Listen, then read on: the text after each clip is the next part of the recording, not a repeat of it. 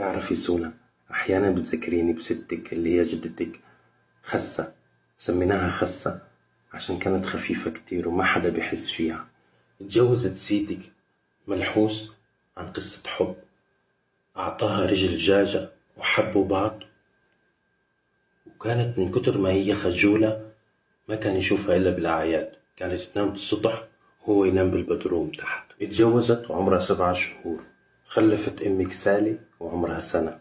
عمرها ما عملتها لحالها ولا عمرها عملت غلط. كان أحلى ما عندها لما تجمعنا كلنا حواليها وتقعد ترقص لنا شني قليلي وشني قليلي.